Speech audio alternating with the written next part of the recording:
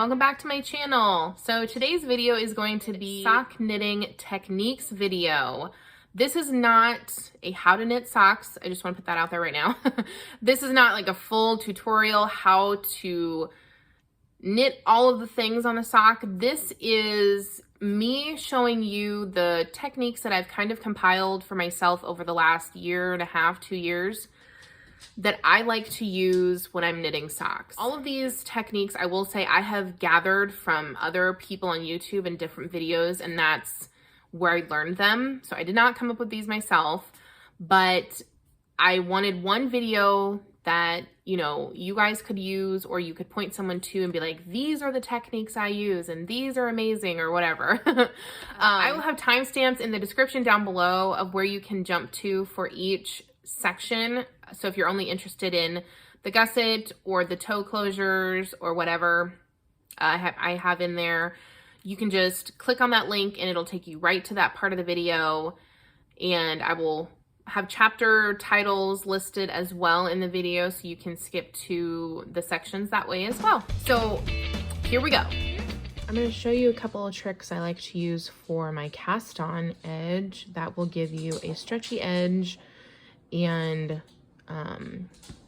close up any gaps you'll have at the beginning of the round when you join. So first we're going to start with the cast on. I've already cast on a couple stitches, and for this you're going to need, for this whole segment, you're going to need a ring marker of some sort and a DPN or some sort of extra a tool to hold a stitch, and I'll explain that in just a minute. So you can set those aside for just a second. Put that there. How I get a stretchy cast on is I use the long tail cast on method. I don't use like the German twisted or another special cast on, but this is what I do. So you're set up for your long tail cast on. I place my finger on this stitch right here. It doesn't matter if you're at the beginning or in the middle like I am. And all I'm going to do is hold that right there. So I've got a nice bit of space between the end of my finger and the end of the stitch. So then you just do your cast on. Whoop. Okay. And then what I do is I hold my finger there as I tighten it up. So I have a nice gap like that. And then I hold my finger there until I get my next stitch cast on like this. And then I just move my finger and tighten it up. Move my finger, tighten it up.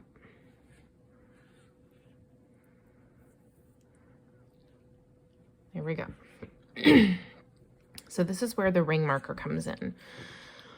So I'm on the first half of my cast on. So currently I have 32 stitches. So on this first half, what I do is I cast on one extra stitch on this side, and that will help us close up the gap when we join back in, or when we join in the round. So I'm going to cast on one more, and then what I like to do is place the ring stitch marker on there, and that just helps to know where the halfway mark is. So I don't have to count all of the stitches again. I just have to count from here on. It's just a lazy way, I guess, to keep track of where I am. And it will come in handy when we split for magic loop. So I'll show that next. So go ahead and cast on your number of stitches that you need, and we'll meet back here when we get ready to join in the round. Okay, so I have 65 stitches cast on, the one extra on this end. So this is where the ring marker really comes in handy. So for magic loop, you're obviously going to slide everything down, make sure nothing's twisted, and you can just hold this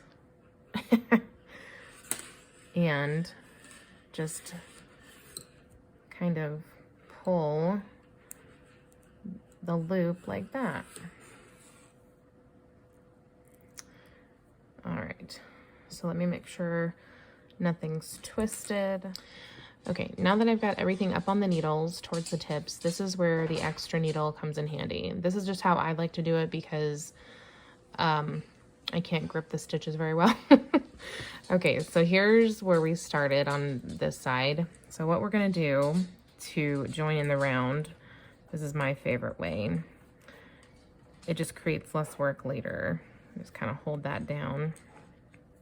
All you're gonna do is take your extra needle, whoop, and I like to kind of hold these tails aside and put my finger here. Hopefully you can see that. Just to hold those stitches down so they don't come flying off the end. And then place that over like that. And then what you're gonna do is you're gonna take this stitch here, and you can, usually I just do like this, oop, just kind of loosen that up, and you just place that right like that, tighten your tails, and you have now joined in the round. And then you can just set back up for magic loop and start knitting.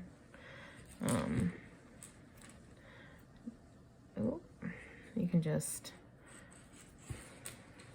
do like this because your working yarn is coming from the back. So then you would pull out the back needle and start knitting here. And then when you come around, you'll notice you won't have a gap here once you kind of get your cuff done. And then that tail, you just have to weave it in, whether it's on the outside or the inside. If it's on the outside, I just thread it through with the needle, put it on the inside and weave it in. And there you go. No gaps, nothing to worry about later. This is my go-to method for joining in the round. Okay, guys. I just wanted to show what it looks like. I just wanted to show you what that looks like when you do the join that way. And here was the beginning of my round. And look, I can't even tell. So here's that sock, and then I'll show you this other one. So there's the blue as well. So you can't even, there's a barely noticeable spot for your join in the round. I have started the heel flap, so this is the first 2 tips I want to give you for the heel flap.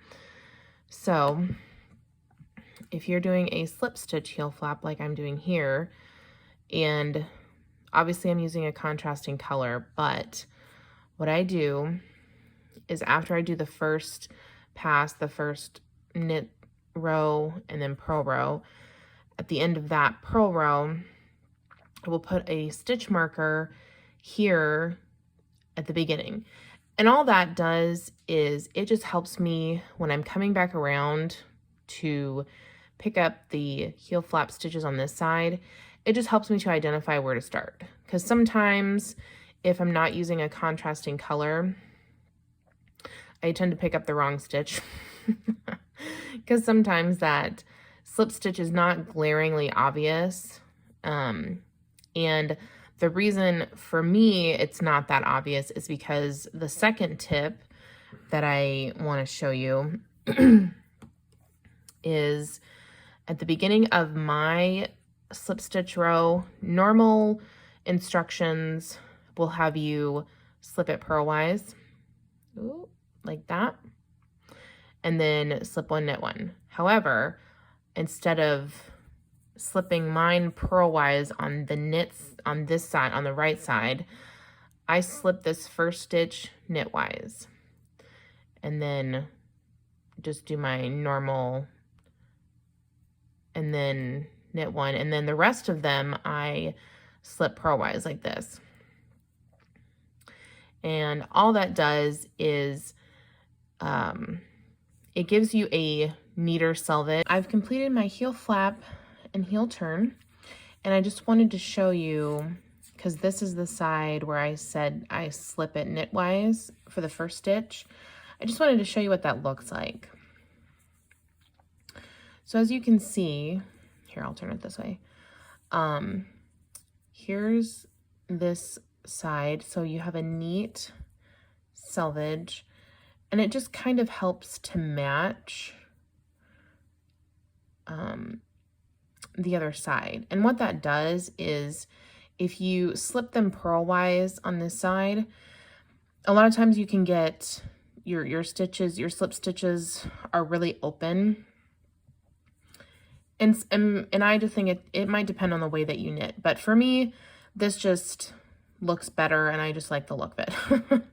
So there's that trick. So now I'm going to show you how we close, or how I close up holes that you could get right here. So we're going to start, and it doesn't matter if you start on this side picking up stitches and going here and this way. For this sock, I just happen to be starting on this side because I changed colors, but the techniques are the same. So you're going to need, I use a DPN for this. It just makes it easier for me. Oh, ignore your stitch marker. So right here, we normally, what tutorials tell you to do is to pick up this bar here and knit it through the back loop to close up the gap.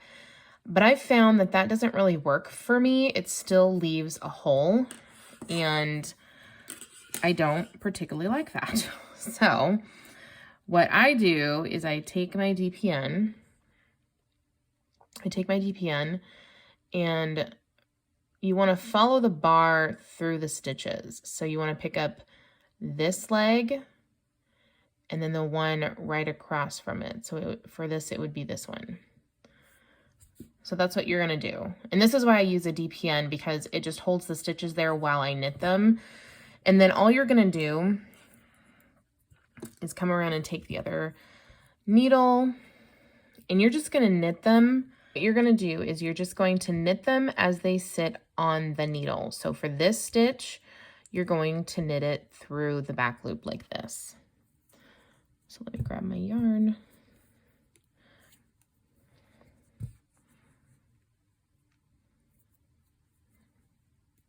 Oh, maybe not. Sometimes that can happen. There you go. And then the second stitch, you're just going to knit it like normal through the front loop, like that. And then you just put that down until you come around to the other side. So then all you're going to do is you're just going to go along and pick up your selvage stitches for the gusset. And right here, I can show you, since I've marked with this, I already know what my first one is. And that's why I put it there. Honestly, it just makes it easy, especially going up this side where you're not starting at the top and working your way down. It just helps me to pick up the right amount of stitches and in the right spot to eliminate holes and all that kind of stuff. So, and with this tip, because you're picking up 2 extra stitches, you are going to have 2 extra decreases, but I don't really find that to be a big deal in the grand scheme of things. This helps me to not have to go back later and close up any gaps with extra yarn or tails. It just eliminates a step at the very end, because that's usually at the point where I'm kind of like done with the project. I want it to be mostly finished and I don't want to have to fiddle. I don't know if anybody else is like that. I mean, I love the process, but at that point, I'm just ready to have the finished object and wear it. So, give this a try if you find the other methods you're using, such as picking up the bar or something else, isn't working the way you like it. I have not had an issue with this method at all. So, I'm actually going to knit around, and I will meet you back here on this side and show you basically the same thing, but you'll just be able to see that I've picked up stitches and how that looks there. Okay, so I've made it back around. I picked up the other half of the gusset stitches, and now I'm on this side and almost ready to work the instep again. So now I'm going to show you how we pick up stitches here. So grab your extra needle, if that's what you're doing, and all you're going to do, like before, you're going to find the bar. So it's right there. Sorry, my needle's in the way. And all you're going to do is pick up this stitch and this stitch. And it's easy to tell that you have the right one, the right legs, because right here, this one, you're just picking up the leg below it. So you're just going to do like that. And all you're going to do is, I'm just going to pull this out just a little bit. You're just going to take your needle, and just like before, you're just going to knit it as it sits on the needle. So let me get my yarn and kind of push this up. Oop. So this first one, knit it through the back loop. Oh, and my needle's in the way of my yarn. Hold on.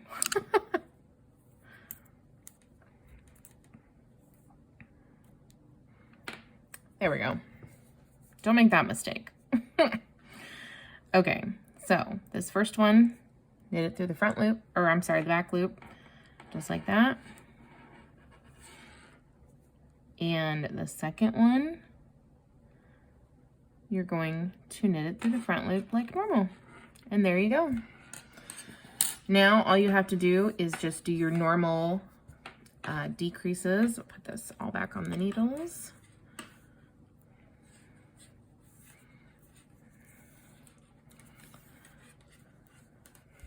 And now I am ready to work my decreases. There we go.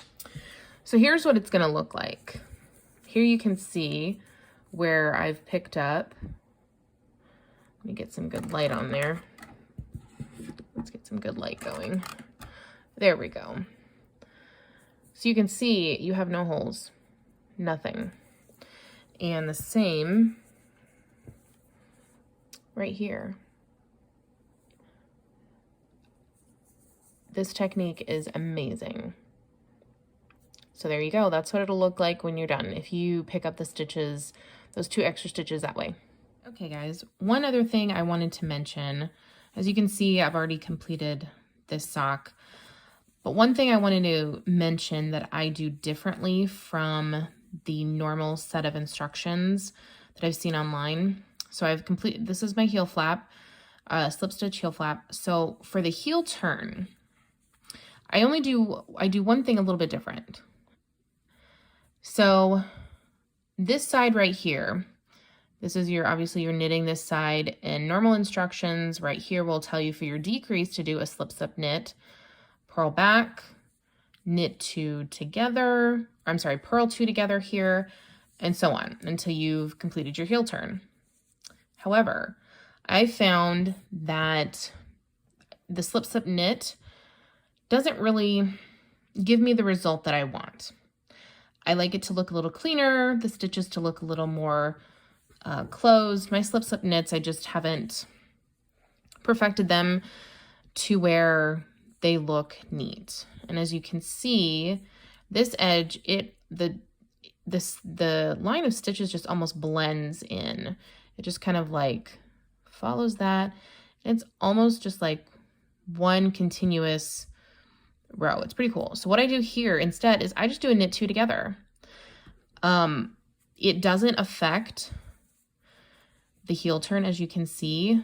Normally you want to do a right or a left leaning decrease depending on what you're doing, but for this instance, you can interchange the knit 2 together here with a slip knit.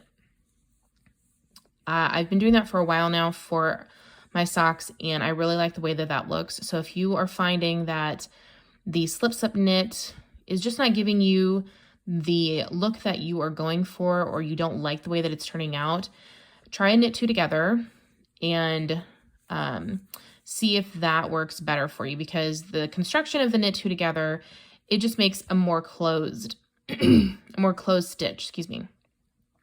as opposed to a slip knit. It's just the way that it's performed. So just wanted to mention that as an extra little tip here for this part of the sock.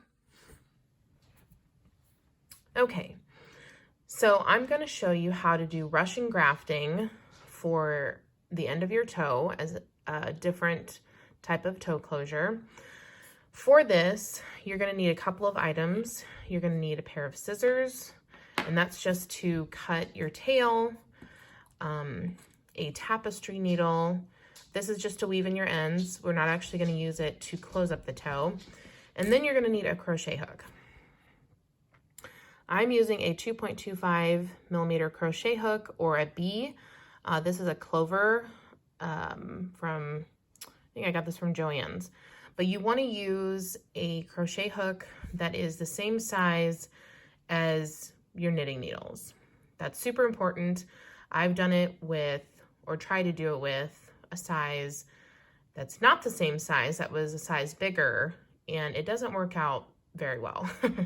So just trust me, get the same size crochet hook as your knitting needles and everything will work out. Okay, so let's get started. So for this, I'm working magic loop, obviously. If you're working this on DPNs or flexible DPNs or 2 circulars, this can be a little different. You're just going to basically slide your needles through. You'll see what I mean here in a second. So for magic loop, because for this graft, we need to start with this stitch and work our way to the tail instead of the other way that you do with the Kitchener or another type of closure like that. Because we're not actually going to use the tail to close up the toe. So what we need to do to start out is we need to reorient our needles. And that just means what we're going to do is normally with magic loop, you pull out the back needle, knit, but what we're going to do is pull out the front needle like that, and we're going to place these stitches, sorry about that, we're going to place these stitches on this needle. So just transfer them over. Okay. So then just resituate your needles.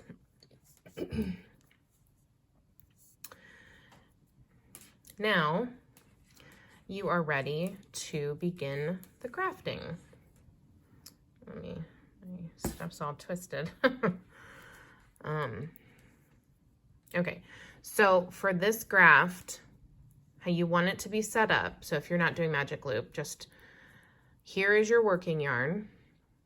You have to start the opposite side in the opposite adjacent stitch. So directly across from this one, this is the one we want to start with. And that's important because you're going to do a back and forth, and the last stitch you're going to pick up is this one right here. So how this works is now you're going to take your your crochet hook, and you can cut your tail now if you want to, or you can just wait until the end. I usually wait until the end. It doesn't really matter. If you don't want that kind of flopping around, then you want to go ahead and cut that now. And you just want to cut a tail long enough to weave in. So normally I cut about like that much, 6 inches or so. So how we're going to start out is we're going to take our crochet hook and we're going to start with this back stitch right here. So you're always going to go in knitwise. It doesn't matter which side you're working on, the front or the back needle. So you're just going to, and this is always like the tricky part. So I usually hold my needles apart like this, and I go under and then into it like that. And then I very carefully slide that stitch off the needle And then normally I just kind of hold that there. I like to push my needle back through. That's just me being extra careful, not wanting my stitches to fly off the needle. So then you're gonna go into the front, the first stitch on the front needle, knitwise, like that. Very carefully slide that one off. And then just pull that like that. There you go. And so now what you're gonna do is you're gonna work back to front, one at a time. So now we go to the back one.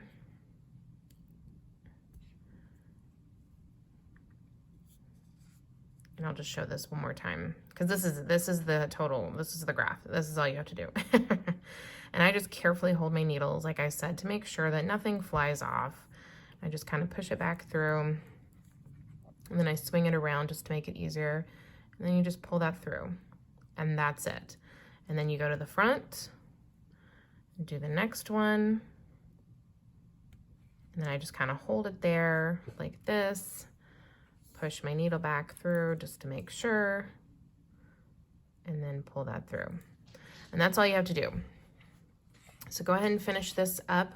And I want to say it doesn't matter how many stitches you have on your toe. If you do a different count, you can still do this. It does not matter how many stitches you have. And from the videos I've watched online, this is actually good for like a shoulder seam closure or other types of garments if you want to try it for something different. So go ahead and finish up, and I'll meet you on the last two, when you have 2 stitches left on your needles. Okay, now you should have 1 stitch left on each needle.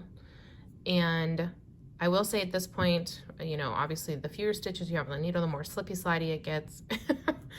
But so just make sure you're holding on to everything.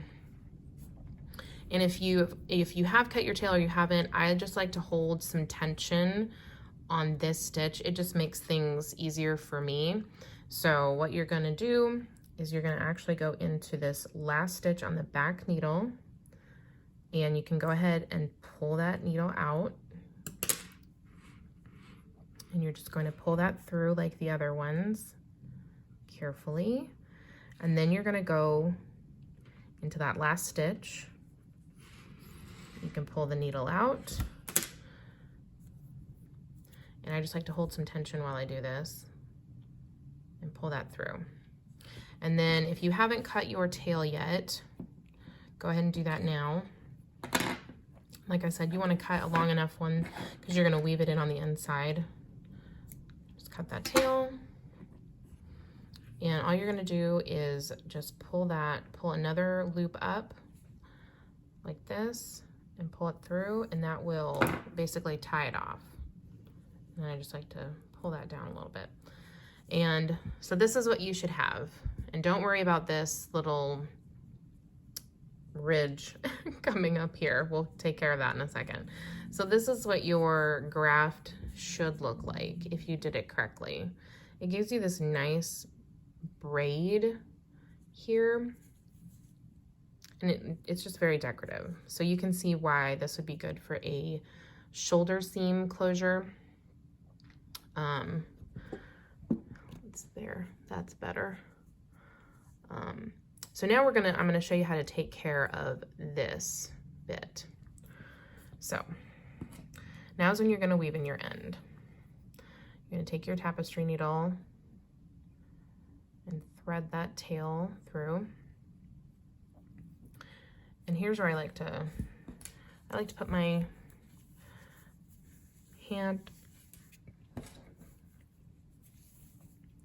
inside the sock and go up to where that stitch is.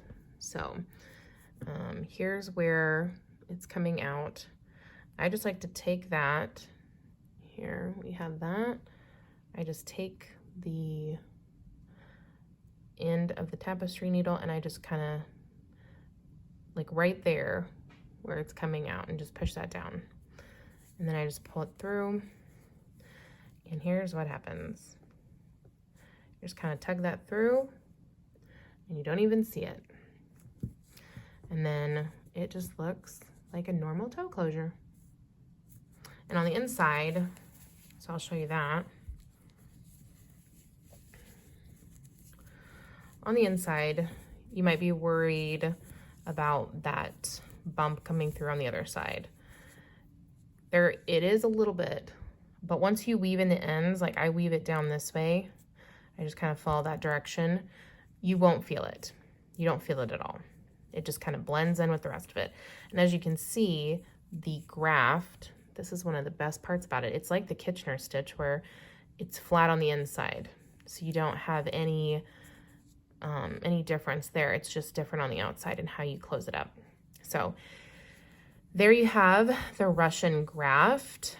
If you are not a fan of the Kitchener stitch or you just want to try something new, I would suggest trying this. I really like this technique and I think it leaves a beautiful decorative edge on your socks.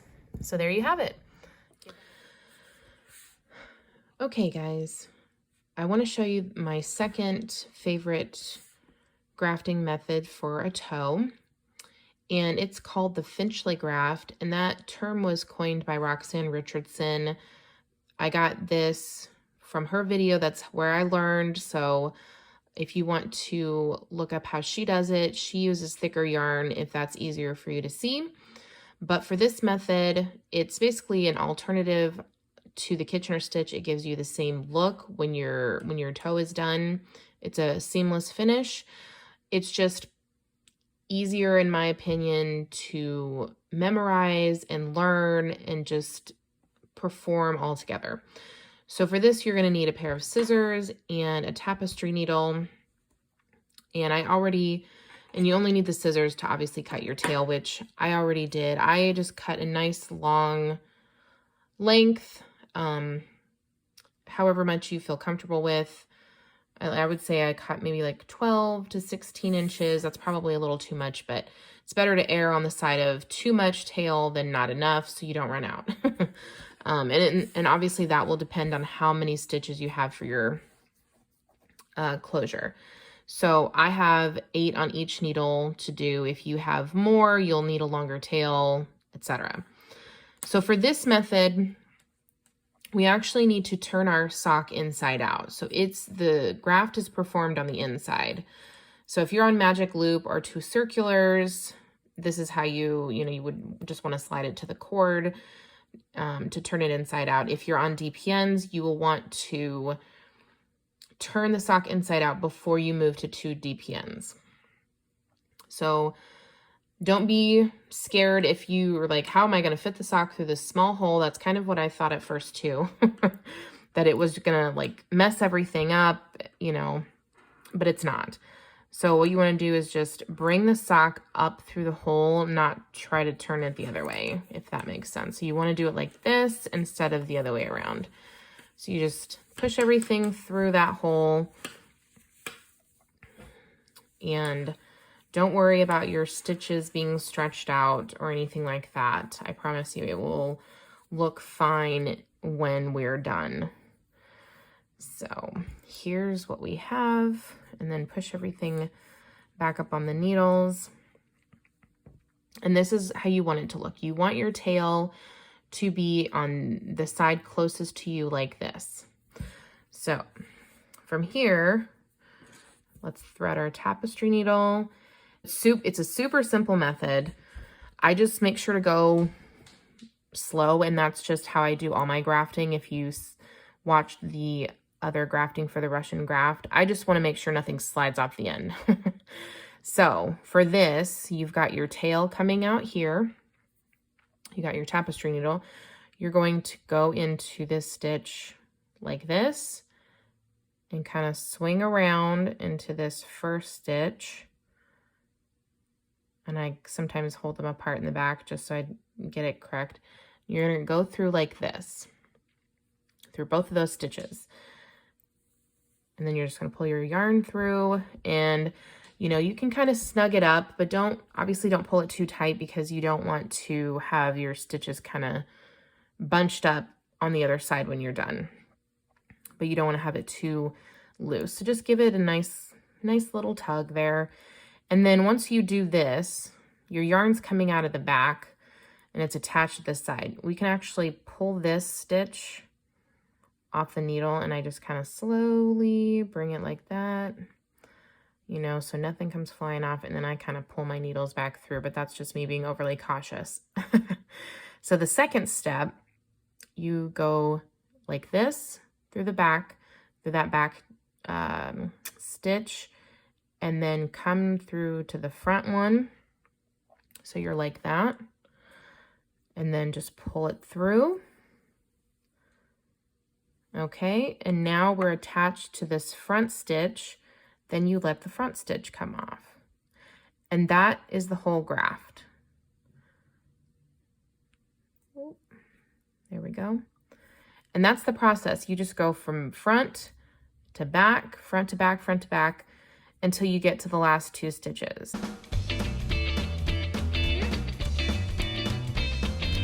Now we're down to the last 4. So now we're gonna go back to front. And this guy can come off. Okay, we've got 3, 1 in the front, 2 in the back. We're gonna go from front to back on the second one. And then this back stitch can come off, and now we're down to the last 2. So now we're gonna go back. Oh, come on. This is where it gets a little tricky. We're gonna go back to front.